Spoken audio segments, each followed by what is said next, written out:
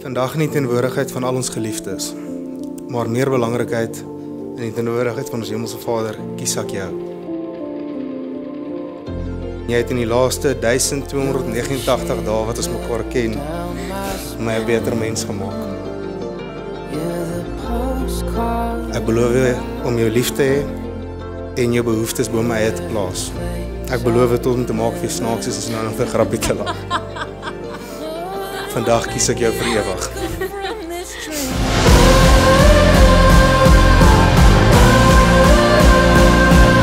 Heinrich, vandag vir God en sy gemeente maak ek 'n ewige belofte aan jou.